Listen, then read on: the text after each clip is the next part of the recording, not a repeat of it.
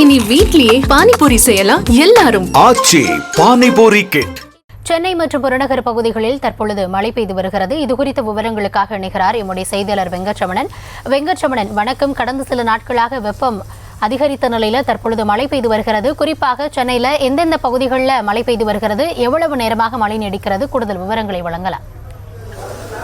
வணக்கம் கௌதமி. தென்மேற்கு வங்கக்கடல் பகுதியில் நிலவி வரக்கூடிய வளிமண்டல கீழடுக்கு சுழற்சி காரணமாக சென்னை மற்றும் புறநகர் பகுதிகளில் தற்பொழுது அரை மணி நேரத்திற்கு மேலாக லேசான முதல் மிதமான மழை பெய்து வருகிறது.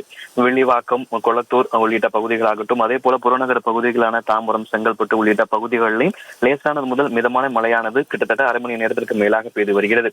ஏற்கனவே இன்றைய தினத்தை பொறுத்த வரைக்கும் கன்னியாகுமரி, திருநெல்வேலி, தென்காசி, தூத்துக்குடி ஆகிய 4 மாவட்டத்திற்கு மிக கனமழைக்கான ஆரஞ்சு அலர்ட் எச்சரிக்கை என்பது கொடுக்கப்பட்டிருக்கிறது.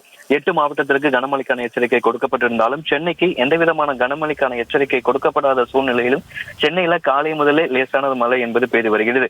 வில்லிவாக்கம், கொளத்தூர், புறநகர் பகுதிகளாக தாம்பரம், செங்கல்பட்டு உள்ளிட்ட பகுதிகளாகட்டும், அதே போல உட்புற பகுதிகளான கிண்டி, டி நகர், வடபழனி, அடையாறு, மந்தவெளி, மயிலாப்பூர் உள்ளிட்ட பகுதிகளில் லேசான மழையானது கிட்டத்தட்ட அரை மணி நேரத்திற்கு மேலாக பெய்து வருகிறது.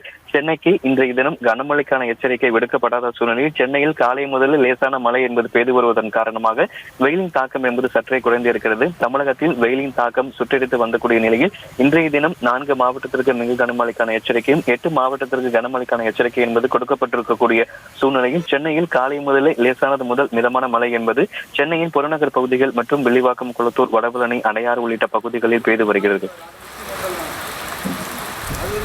தற்போதைய விவரங்களுக்கு நன்றி வெங்கட்ரமணன். இனி வீட்லயே பானிபூரி செய்யலாம் எல்லாரும். ஆச்சி பானிபூரி கிட்.